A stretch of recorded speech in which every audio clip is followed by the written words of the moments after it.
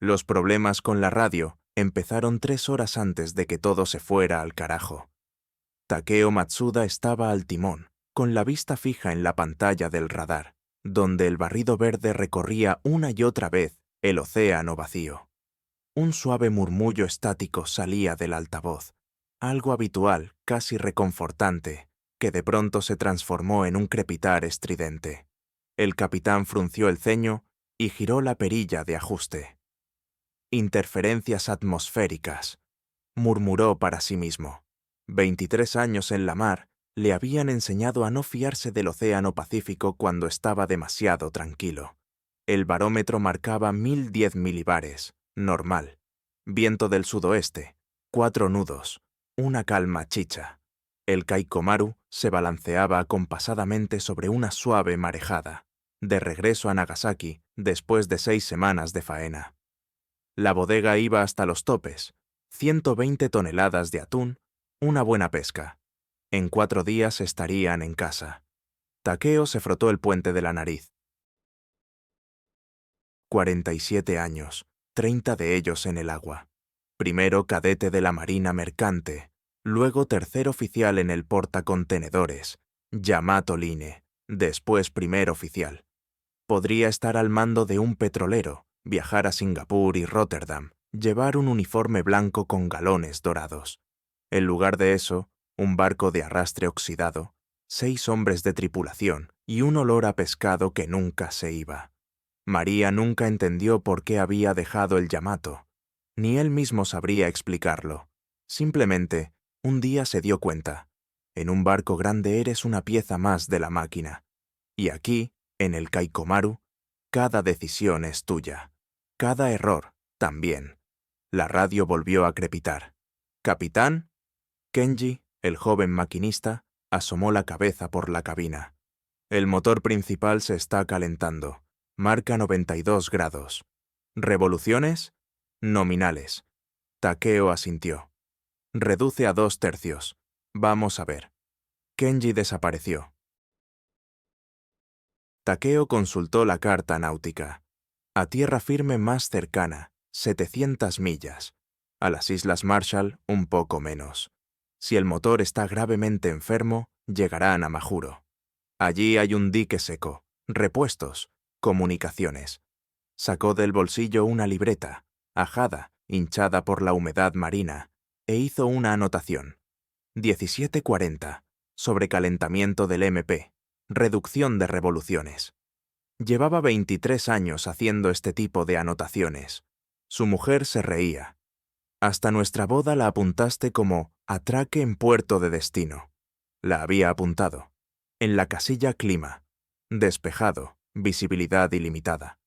1 hora después, Kenji regresó. Tenía el rostro ceniciento. «Capitán, hay aceite. Virutas en el cárter».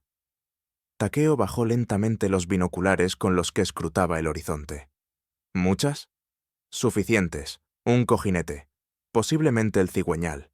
Imposible de reparar en marcha, y si siguen así, el motor se gripa en un día, quizá 2». Takeo sintió cómo un frío conocido se extendía por su pecho. No miedo, no. Simplemente la comprensión. El océano le estaba poniendo a prueba de nuevo. Desplegó la carta y se quedó mirando la miríada de puntos entre ellos y las Islas Marshall. Minúsculos atolones, la mayoría deshabitados. Algunos ni siquiera estaban marcados, solo arrecifes que sobresalían del agua. ¿Cuánto podemos aguantar a marcha lenta? 100, quizá 150 millas, si tenemos suerte. Takeo cogió un lápiz y trazó un arco desde su posición. 150 millas. Dentro del arco, 3 atolones, 2 de ellos sin nombre. «Reúnelos a todos en el comedor», dijo. «En 20 minutos». Kenji asintió y salió. Takeo se quedó solo. Tras el ojo de buey, el sol se hundía en el océano, tiñendo el agua de color sangre reseca. Una puesta de sol preciosa. Dicen los marineros que es señal de buen tiempo. Abrió la libreta y escribió: 18:55. Desgaste crítico del MP. Decisión tomada, rumbo a tierra más cercana. Luego, tras dudarlo, añadió: coordenadas desconocidas. Por primera vez en 23 años, su letra tembló. Hiroshi Tanaka estaba de pie junto a la borda, mirando hacia donde hasta ayer había estado la línea entre el cielo y el mar. Ahora ya no existía. Una niebla gris lo había devorado todo. Las nubes, el agua y hasta la propia noción de dirección. El Kaikomaru avanzaba a trompicones a través del vacío lechoso, y parecía que el barco no se movía en absoluto, sino que pendía en la ingravidez entre mundos. «¡Oficial de navegación!». La voz del capitán lo sacó de su ensimismamiento. Hiroshi regresó rápidamente a la cabina. «La brújula está fallando», dijo Takeo sin preámbulos. «-7 grados en la última hora. Comprueba la desviación». Hiroshi se inclinó sobre la bitácora. La aguja temblaba levemente, como si dudara. «Anomalía magnética, capitán. Aquí suele pasar. Montañas submarinas, rocas ferrosas. No necesito explicaciones, necesito un rumbo». Hiroshi desplegó la carta. Su posición estimada la había marcado con un círculo a lápiz por la mañana, pero ahora ese círculo parecía una burla. Sin GPS, sin radiobalizas, con una brújula que miente, podrían estar en cualquier lugar en un radio de 50 millas. «Si la niebla se disipa para el mediodía, tomaré la altura del sol», dijo. «El sextante es preciso. Lo comprobé antes de salir». «Sí», repitió Takeo. Kenji subió desde la sala de máquinas. Su rostro estaba gris por el cansancio y el aceite. La temperatura sigue subiendo. 1 hora más a este régimen, y se gripa definitivamente. «¿Cuánto hemos avanzado?», preguntó el capitán. Hiroshi consultó el corredera. «Unas 40 millas, quizá 45. Hasta el atolón más cercano había 110. Se hizo el silencio. Los tres entendían la aritmética. Necesitaban recorrer al menos 60 millas más, y el motor se estaba muriendo. «Hay una opción», dijo Hiroshi lentamente. «La corriente, la ecuatorial del norte. Si estamos donde creo, la corriente nos lleva hacia el oeste, a una velocidad de nudo y medio. Apaguemos el motor y que nos lleve la deriva». «¿A ciegas?». «No a ciegas». Hiroshi señaló el mapa con el dedo. «Los atolones forman una cadena. Si vamos directamente hacia el oeste, tarde o temprano daremos con uno. O pasaremos de largo». «O pasaremos de largo», concedió Hiroshi. «Pero es una oportunidad, y sin el motor ni siquiera tendremos eso». Takeo observó el mapa largo rato, luego la niebla tras la ventana. Después, volvió al mapa. «¿Cuánta agua tenemos?». La pregunta iba dirigida a Kenji, pero respondió Hiroshi. «Lo he comprobado esta mañana. 400 litros en los tanques, más la reserva de emergencia, otros 60. ¿Para 6? Si racionamos para 3 semanas, quizá un mes». El capitán asintió. «Apaga el motor», le dijo a Kenji. «Pasamos a la deriva». Cuando el estruendo del diésel cesó, sobrevino un silencio como Hiroshi nunca había oído. Ni viento, ni olas, solo el leve chapoteo del agua contra el casco y el lejano grito de una gaviota. «Gaviotas». «Capitán». Hiroshi salió disparado a la cubierta. «¿Oye?». Takeo le siguió. Se quedaron escuchando como 2 cazadores acechando a su presa. El grito se repitió. Luego otra vez, más cerca esta vez. «Las gaviotas no se alejan mucho de la tierra», susurró Hiroshi. 30, 40 millas como máximo. La niebla empezó a disiparse. Primero se adivinó el sol, una mancha turbia en el velo blanquecino, luego el horizonte, y después, justo en la proa, una fina línea oscura. «Tierra», dijo Takeo. No era una nube ni un espejismo. Era tierra, baja, plana, apenas perceptible contra el cielo. Hiroshi cogió los binoculares. Palmeras, una blanca franja de rompiente, una laguna, un atolón. Se giró hacia el capitán, a punto de sonreír, pero se detuvo. Takeo miraba la isla sin alegría, con la expresión de alguien que sabe algo que los demás aún ignoran. «Ah, arrecife circular», dijo el capitán. «¿Ves la interrupción? ¿El paso a la laguna?» Hiroshi volvió a levantar los prismáticos. La blanca espuma de la rompiente dibujaba una línea continua alrededor de todo el atolón. No había paso alguno. Kenji Yamaguchi estaba de pie en la proa del Kaiko Maru y miraba al atolón como se mira a un viejo conocido, con respeto y desconfianza. 36 años en el mar. Había visto islas así antes, conocía sus secretos y conocía sus trampas. «Habrá que saltar el arrecife», dijo el capitán Takeo, acercándose a él. «Con la lancha hinchable, en el intervalo entre las olas». «Lo conseguiremos», asintió Kenji. «La marea sube en 2 horas, la ola será más suave». El joven Yuki, que estaba de pie cerca, miraba la isla con la esperanza de quien ve la salvación. «Hay cocos», dijo. «Eso significa que hay agua». Kenji negó con la cabeza. «Los cocos no son agua, muchacho. Son un aplazamiento». Señaló las palmeras, bajas y con hojas amarillentas. «¿Ves? Están sufriendo. No ha llovido en mucho tiempo. La lente se ha secado». «¿La lente?», no entendió Yuki. «El agua dulce es más ligera que la salada. En los atolones se acumula bajo tierra, como una lente, una fina capa sobre el agua del mar. Pero si no llueve durante meses». No terminó la frase. No tenía sentido. La travesía del arrecife duró 4 horas. La lancha hinchable tenía capacidad para 3 personas. Kenji fue el primero, con el capitán e Hiroshi.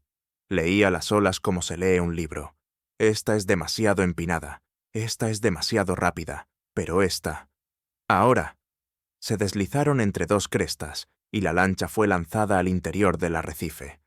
Kenji logró saltar con el agua hasta la cintura, sujetando el borde. El coral le cortó una pierna, pero no le dio importancia. Al anochecer, los 6 estaban en la orilla del atolón. La isla resultó ser minúscula. 1 kilómetro de largo, 300 metros de ancho. Un anillo de arena coralina alrededor de la laguna, unas pocas docenas de palmeras, matorrales bajos, y ni una sola fuente de agua. Kenji empezó a cavar enseguida, mientras los demás descargaban las cosas. Eligió un lugar en el centro de la isla, donde la arena parecía un poco más oscura. Cavó con las manos, luego con un trozo de remo. A medio metro de profundidad, la arena se humedeció. A 1 metro apareció agua. Kenji la recogió con la mano, la probó y la escupió. «Salada», dijo Takeo, que se había acercado. No era una pregunta. «Salobre», corrigió Kenji. «La lente casi ha desaparecido. El agua de mar ha subido desde abajo». Se sentó en el borde del agujero, mirando el charco turbio. El sol se ponía, tiñendo la laguna de rojo. «¿Cuánta agua tenemos del barco?», preguntó. 40 litros en bidones, otros 20 en la cisterna, pero no podemos transportarla. 60 litros para 6. Kenji calculó mentalmente. Si racionamos para 3 semanas, quizá 1 mes. ¿Y después? Kenji miró al cielo. Ni una nube, ni una pizca de lluvia. Después necesitaremos un milagro, o una solución ingeniosa. Se levantó y se sacudió las manos. Mi abuelo sobrevivió en una isla así durante la guerra. 8 meses sin llover. Recogía el rocío de las hojas al amanecer.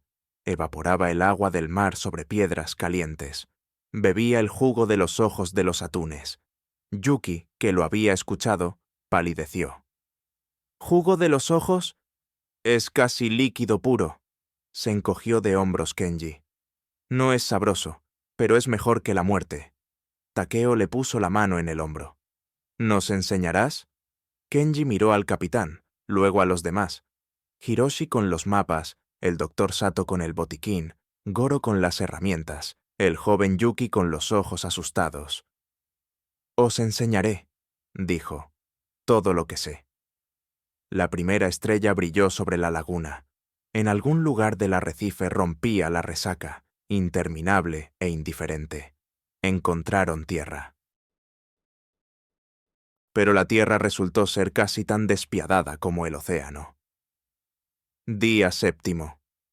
Escribo con un trozo de lápiz en el reverso de las cartas de navegación. Hiroshi me ha dado permiso. Dice que ya no nos harán falta. Asterisco Shota. Ito releyó lo escrito y frunció el ceño. Demasiado sombrío. Su madre siempre decía que él dramatizaba. Pero, ¿cómo no dramatizar cuando tu vida depende de cuántas gotas de rocío se acumulen en la lona al amanecer? Kenji nos está enseñando a sobrevivir. Ayer construimos un destilador solar. Suena científico, pero en realidad es un agujero en la arena, un cuenco, un plástico del barco y una piedra en medio. El agua del mar se evapora, el condensado gotea en el cuenco. En un día, un vaso, para 6.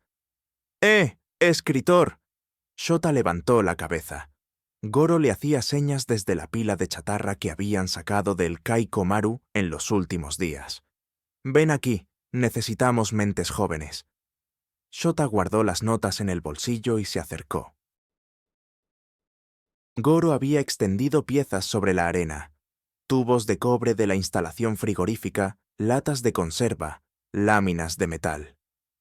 Un destilador, un vaso de agua, dijo el mecánico. Somos 6, necesitamos un mínimo de 3 litros al día para no morirnos. ¿Cuántos destiladores vamos a construir? Shota calculó rápidamente.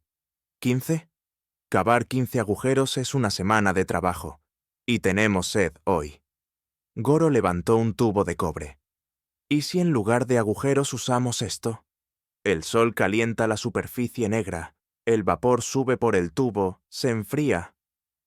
Un alambique, dijo Shota, sorprendido por sus propias palabras. Solo que para agua. Goro se echó a reír, por primera vez en una semana. ¡Exacto! Mi abuelo destilaba aguardiente de ciruelas en el cobertizo. Lo vi de niño. El mismo principio. Trabajaron hasta que oscureció. Shota sujetaba las piezas mientras Goro soldaba. Se quemó los dedos 3 veces, pero no se quejó. No había tiempo para quejarse. Día 9. Nuestro desalinizador Goro Shota insistió en el nombre doble. Produjo hoy casi 1 litro. 1 litro. Goro me dio una palmada en la espalda que casi me rompe las costillas. Estamos construyendo un segundo, un tercero. El capitán dijo que soy un crack. Es curioso, en casa era un inútil y un blando. Aquí soy ingeniero. El 10º día, Kenji trajo atún, y Shota probó por primera vez el líquido de los ojos del pescado. El sabor era ninguno. Solo humedad. No vomitó, no hizo una mueca. Simplemente bebió y pidió más. Estás madurando, comentó Kenji. Día 12. El agua ya no me parece algo que se da por sentado. Cada sorbo es un acontecimiento. Cada gota de rocío en una hoja de palmera es un pequeño milagro. He cambiado. Lo siento. Tengo las manos llenas de callos, la piel quemada, los labios agrietados, pero por dentro hay algo nuevo. Como si antes fuera un borrador y ahora alguien hubiera empezado a escribir en limpio. Por la noche, Shota estaba sentado junto a la hoguera, mirando las estrellas. El doctor Sato se sentó a su lado. ¿Escribiendo? Anotando. Para no olvidar. ¿El qué exactamente? Shota guardó silencio. ¿Quién era? ¿En quién me estoy convirtiendo? Miró sus manos, ajenas, ásperas, hábiles. En casa tenía miedo de todo, de los exámenes, de las chicas, del futuro. Aquí solo tengo miedo de una cosa, no vivir para ver el mañana. Y eso es más sencillo. ¿Lo entiende? Sato asintió. Lo entiendo. Cuando solo queda lo esencial, es más fácil respirar. Día 14. 2 semanas en el atolón. El sistema de desalinización funciona. 4 litros al día no es un lujo, pero se puede vivir. Hoy, Hiroshi dijo que la temporada de lluvias debería empezar dentro de un mes o mes y medio. Si empieza. Si aguantamos tanto. Escribo esto porque alguien tiene que hacerlo. Si nos encuentran, que sepan que no nos rendimos. Si no nos encuentran, que estas notas permanezcan. Me llamo Shota Ito. Tengo 23 años. Este es mi primer viaje. Y, posiblemente, el último. Cerró las notas y miró al cielo. Ni una nube. En 2 semanas, ni una nube. En algún lugar, tras el horizonte, llovía. En algún lugar, pero no aquí. Todavía no aquí. Día 23. Ryuji Nakamura estaba sentado sobre las provisiones extendidas, como un avaro sobre su oro. Solo que su oro era líquido y disminuía con cada amanecer.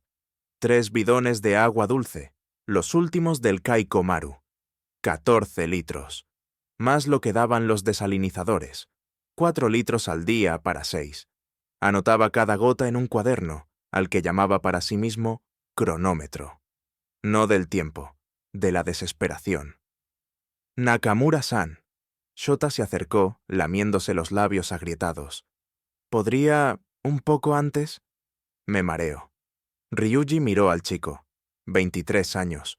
Podría ser su hijo. Por un segundo sintió el impulso de darle su ración, pero reprimió ese deseo. En 2 horas. La voz era uniforme, sin emociones. Como a todos. Shota asintió y se alejó. No se ofendió, lo entendió. En eso consistía el trabajo de Ryuji. No en gustar a todos. En que todos sobrevivieran hasta mañana. En el Kaiko Maru era el cocinero. Alimentaba a la tripulación, se aseguraba de que nadie pasara hambre en los largos viajes. Aquí su papel había cambiado. Ahora distribuía no comida, sino vida. 600 mililitros por persona al día. Ese era su cálculo. El mínimo para que el organismo siguiera funcionando en el calor tropical. Menos, y empezarían las alucinaciones, el fallo renal. Más, y las provisiones se acabarían demasiado rápido. El capitán Takeo propuso dar más a los que trabajaban físicamente, Goro y Kenji. Ryuji se negó. Hoy trabajan unos, mañana otros. Si empezamos a dividir según los méritos, en una semana nos estaremos degollando. Takeo lo miró fijamente durante un largo rato. Después asintió. Desde entonces, nadie cuestionó las decisiones del cocinero. Día 28. Goro rompió uno de los potabilizadores al dejarlo caer mientras lo transportaba. Una tubería de cobre se agrietó. «Lo repararé», murmuró el mecánico, mirando a Ryuji con un miedo casi infantil. «Mañana lo repararé, lo juro. 3 litros en lugar de 4. Para un día, quizá 2, mientras Goro suelda». Ryuji volvió a contar las provisiones. Luego sacó su taza y devolvió 1/3 a la garrafa. «Nakamura-san». Hiroshi dio un paso adelante. «No puede hacer eso». «Sí puedo. Yo me muevo menos. Me dedico a contar. Me bastará». Era mentira. Al anochecer le dolía tanto la cabeza que apenas podía ver. Pero nadie lo notó. Por la noche, cuando todos dormían, Ryuji se sentaba junto a las garrafas. No porque temiera que robaran. Esta gente no robaría. Simplemente, así estaba más tranquilo. Saber que las provisiones estaban en su sitio. Que al día siguiente podría volver a repartir a cada uno sus 600 mililitros. El capitán se sentó a su lado. «¿No puedes dormir?» «Estoy contando». «¿Y bien?» Ryuji guardó silencio. No quería mentirle a Takeo. «Si las lluvias empiezan en 3 semanas, aguantaremos. Si tardan más...» No terminó la frase. Takeo le puso una mano en el hombro. «Eres tú quien nos mantiene unidos, Nakamura. No los potabilizadores, ni la pesca. Tú, tu justicia». Ryuji negó con la cabeza. «Yo solo reparto agua». «No, tú repartes esperanza. A partes iguales. Todos saben que recibirán su ración, ni más ni menos. Esto...» El capitán buscaba las palabras. «Esto nos da estructura, sentido. No solo sobrevivimos, sino que seguimos siendo personas. Día 30. Ryuji abrió el cuaderno en una nueva página. Reservas de agua. 8 litros en garrafas. Producción, 4 litros por día. Potabilizador reparado. Consumo, 3,6 litros por día. Balance, más 0,4 litros. Pronóstico. Si se mantiene el balance, la supervivencia es posible indefinidamente. Releyó la última línea. Por primera vez en un mes, los números le salían favorables. Pero bajo la anotación añadió otra cosa. El cielo está despejado. No hay lluvias. La estación debería haber empezado. Ryuji cerró el cuaderno y miró al horizonte. Allí donde el mar se unía al cielo, algo se oscurecía. ¿Nubes? ¿O simples sombras de cansancio? Parpadeó. La oscuridad permaneció. «Capitán», lo llamó en voz baja. «Mire hacia el oeste. Las nubes del oeste se disiparon al amanecer. Solo un espejismo, un juego de luces en la frontera del cielo y el agua». Hacia el día 40, el cielo se había convertido en una abrasadora tapa de cobre. Ni una sola nube. El sol incineraba la isla con implacable meticulosidad. La sal se cristaliza más rápido de lo que se evapora el agua. Goro desmontaba el potabilizador obstruido. Las tuberías se atascan. Hay que limpiarlas cada 2 días. La producción cayó a 2,5 litros, luego a 2. Ryuji corrigió las cifras en el cuaderno en silencio. El balance volvió a ser negativo. En el día 45, Yamaguchi trajo una tortuga. El anciano la puso boca arriba y sacó un cuchillo. Mi abuelo me enseñó. La sangre de tortuga se puede beber. No mucha, un vaso al día como máximo. Más, y los riñones fallan. Shota se apartó cuando el líquido oscuro fluyó a un cuenco. No podré hacerlo. Podrás. Yamaguchi le tendió el cuenco. O morirás. Elige. Shota bebió. Vomitó. Volvió a beber. Hacia el día 50, todos lo habían aprendido. Hiroshi fue el primero en empezar a ver lo que no existía. Una vela. Señalaba hacia el horizonte vacío. ¿Lo ven? Una vela blanca. Takeo miró hacia donde señalaba el navegante. Nada. Descansa, Hiroshi. Túmbate a la sombra. Luego, las alucinaciones llegaron a los demás. Goro hablaba con su mujer. Shota escribía en su diario cartas a su madre, que había muerto hacía 3 años. Ryuji se despertó varias veces al sonido de la lluvia, pero el cielo permanecía vacío. Solo Yamaguchi y el capitán se mantenían firmes. El anciano, porque había vivido algo parecido antes. Takeo, porque no tenía derecho a rendirse. En el día 55, Ryuji abrió el cuaderno y se dio cuenta de que no podía recordar qué día era. Agua en las garrafas, 2 litros. Producción, 1,5 litros. Tuberías atascadas, no hay fuerzas para limpiarlas. Consumo, lo mantenemos en 400 mililitros por persona. Menos, y la muerte. Calculó, 2 días, quizá 3. Ryuji cerró el cuaderno cuidadosamente y escribió en la última página los nombres de sus padres, solo para que alguien supiera a quién agradecer su vida. En la noche del día 56 yacían bajo el cobertizo, 6 esqueletos cubiertos de piel.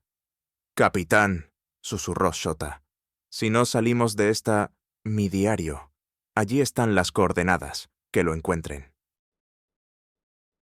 «Ah, lo encontrarán». El propio Takeo no creía en sus palabras.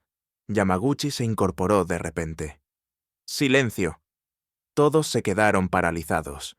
El anciano aspiró el aire como un perro. «Huele a lluvia». Goro soltó una risa ronca. «Otra vez las alucinaciones, abuelo». Pero Yamaguchi ya se dirigía cojeando hacia la orilla. Los demás intercambiaron miradas y se arrastraron tras él. En el oeste, allí donde Ryuji había visto las primeras nubes 60 días atrás, el cielo se ennegrecía. No un espejismo, no sombras de cansancio. una verdadera muralla de agua que se dirigía hacia la isla.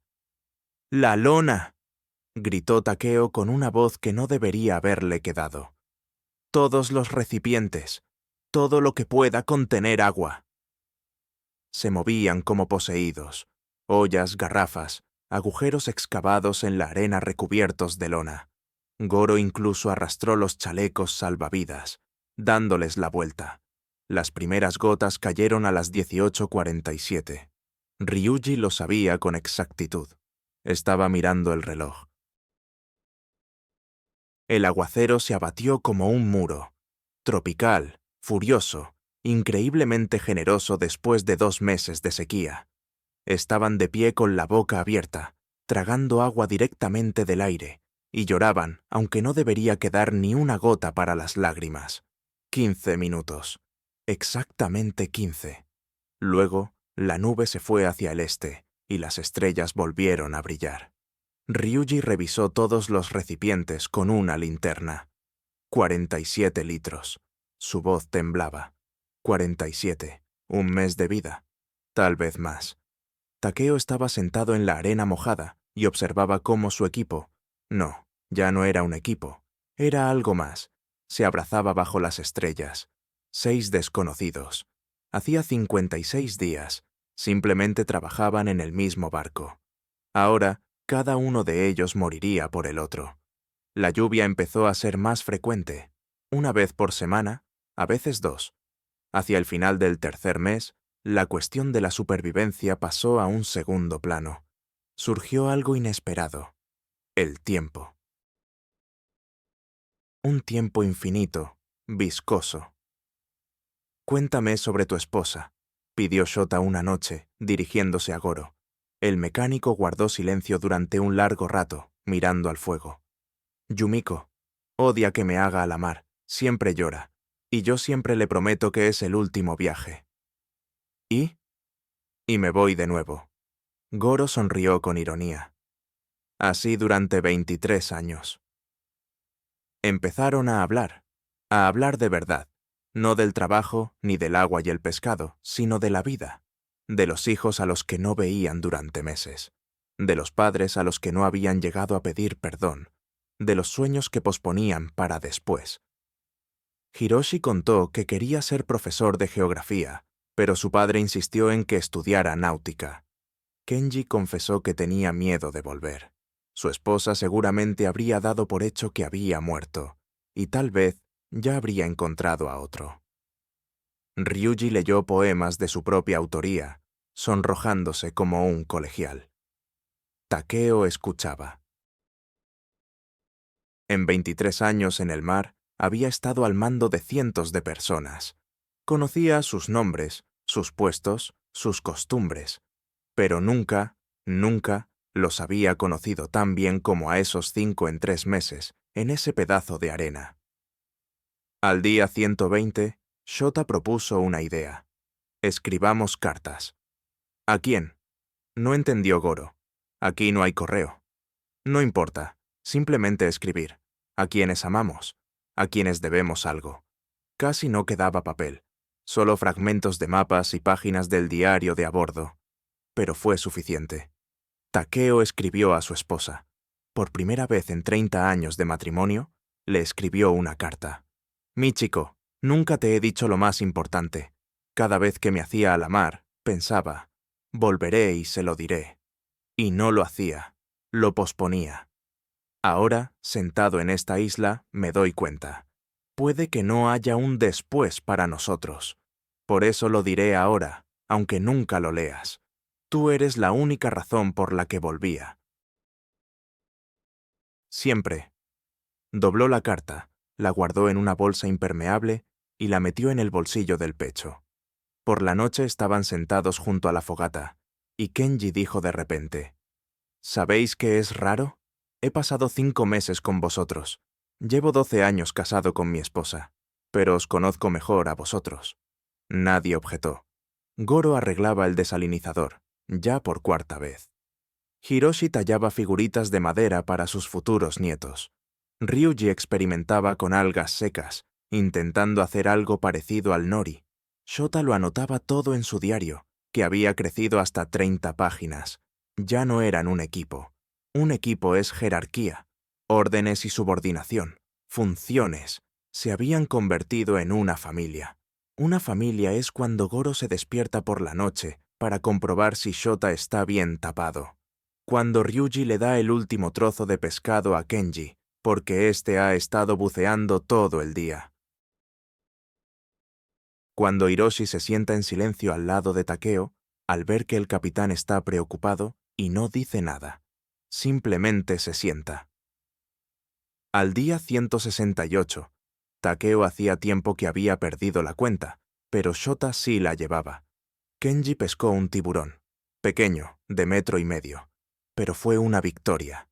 Comieron carne de tiburón y Ryuji levantó media cáscara de coco con agua de lluvia. Por la familia. Los 6 hombres levantaron sus cáscaras. Por la familia. Takeo los miraba, desgreñados, bronceados, delgados, y pensaba, si salimos de esta, este vínculo durará para siempre. Y si no, bueno, se alegra de haber pasado los últimos meses con estas personas. Shota captó su mirada y sonrió. En esa sonrisa no había miedo, solo aceptación. Al día 270, Hiroshi, como de costumbre, subió a la duna para inspeccionar el horizonte por la mañana, y se quedó paralizado. «Capitán». Su voz era extraña. «Capitán, venga aquí». Takeo se levantó, entornando los ojos al sol. En el horizonte, allí donde el mar se fundía con el cielo, se veía un punto, demasiado regular para ser una nube, demasiado inmóvil para ser un pájaro. «¿Es un barco?», susurró Shota. Hiroshi sacó unos prismáticos caseros hechos con una botella y la lente de las gafas de Goro. Observó durante un largo rato. «No», dijo finalmente. «No es un barco». Una pausa. «Es un avión». El avión pasó demasiado lejos, una diminuta chispa plateada que se disolvió en el azul en un minuto. Nadie tuvo tiempo siquiera de encender una hoguera para hacer señales. «No nos ha visto», dijo Shota en voz baja. «No», asintió Takeo. «No nos ha visto». Curiosamente, nadie gritó de desesperación. Hace 9 meses habrían llorado, maldecido su destino, caído en la depresión. Ahora, simplemente volvieron a desayunar. «Eso significa que hay rutas aéreas por aquí», observó Hiroshi con sensatez. «Si un avión pasó, otros pasarán». Kenji asintió, masticando pescado asado. «Necesitamos una señal grande en la arena. Una que se vea desde arriba». Hacia el mediodía, habían dibujado con piedras oscuras unas enormes letras SOS de 10 metros de largo. Goro arrastró los trozos de espejo del retrete del barco y los colocó alrededor del perímetro del campamento. «Reflejarán la luz», explicó. «Los pilotos lo verán. El trabajo les llevó todo el día». Por la noche se sentaron junto a la fogata, exhaustos, pero extrañamente apacibles. «He terminado el diario», dijo Shota, mostrando un grueso fajo de hojas escritas. «Los 270 días, y las cartas a mi familia». «¿Nos las leerás?», preguntó Ryuji. Shota negó con la cabeza. «Es algo personal, pero si me pasa algo, entregádselas a mis padres. Ahí está todo lo que quería decirles». «No te va a pasar nada», masculló Goro. «Te hemos alimentado, educado, hecho un hombre de provecho. No nos esforzamos para nada». Todos se rieron, incluso Shota. A la mañana siguiente, Takeo encontró a Matsuda junto a una gran palmera en el borde del campamento. El viejo pescador trabajaba concentrado con un cuchillo, tallando algo en la corteza. «¿Qué haces?». Kenji se apartó, mostrando su trabajo. En el tronco estaban grabados 6 nombres en columna, ideogramas pulcros, cada uno con la profundidad de un dedo. «Para que quede constancia», dijo sencillamente.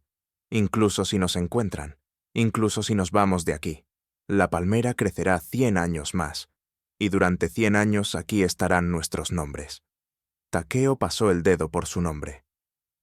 ¿Como una lápida? Como un monumento, corrigió Kenji.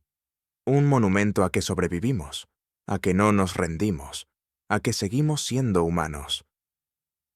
Al anochecer de ese mismo día, Hiroshi reunió a todos en la duna. He estado pensando mucho, comenzó, en lo que es importante, lo que es realmente importante. ¿Y qué has pensado?, preguntó Goro. Que durante 30 años he dibujado mapas de los viajes de otros, y del mío, ninguno. He vivido con precaución, temiendo arriesgarme. Hizo una pausa. Sabéis, estoy agradecido a esta isla. Aquí, por primera vez, me he sentido vivo. ¿Agradecido?, se sorprendió Ryuji. ¿Por 9 meses de infierno? Por 9 meses de vida verdadera, corrigió Hiroshi suavemente. Sin máscaras, sin fingimientos, solo nosotros y el mar. Takeo miraba al horizonte. Allí, donde el cielo se oscurecía hacia la noche, notó algo extraño. ¿Humo? No, una nube. Simplemente una nube, parecida al humo de un barco de vapor. Ya había abierto la boca para hablar, pero se calló. Demasiadas veces la esperanza se había convertido en decepción. ¡Mirad!, gritó de repente Shota. ¡Allí! ¡No es una nube! Todos se levantaron de un salto. En el horizonte, bajo los últimos rayos del sol poniente, se divisaba una silueta. Nítida, oscura, con una superestructura característica. Un barco. ¡Fuego!, rugió Takeo. ¡Rápido! Corrieron hacia la pila de leña preparada. Goro golpeó el pedernal. Chispas, humo, llamas. Ryuji arrojaba algas húmedas al fuego, creando una densa columna blanca. El barco seguía su rumbo, sin desviarse. ¡Los espejos!, gritó Hiroshi.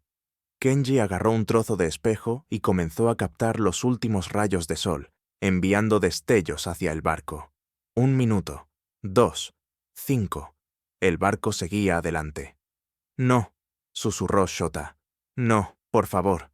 Y entonces la silueta comenzó a girar. Lenta, majestuosa, inexorable. La proa del barco se volvió hacia ellos. 6 hombres permanecían de pie en la orilla, sin poder creerlo. Ryuji lloraba. Goro abrazaba a Shota. Hiroshi reía y reía, no podía parar. Solo Kenji y Takeo permanecían en silencio, mirando el barco que se acercaba. 9 meses, dijo Kenji en voz baja. 273 días, precisó Takeo. Lo logramos, capitán. Takeo puso una mano sobre el hombro del viejo pescador. Lo logramos, los 6. 1 hora más tarde, una lancha del buque de investigación japonés, Hakuho Maru, se acercó al atolón. Cuando los marineros vieron a 6 hombres morenos, barbudos y vestidos con harapos, no daban crédito a sus ojos. ¿Quiénes sois?, preguntó el oficial. Takeo se irguió. Somos la tripulación del pesquero Kaiko Maru. Llevamos 273 días a la deriva. El oficial palideció. Se os daba por muertos.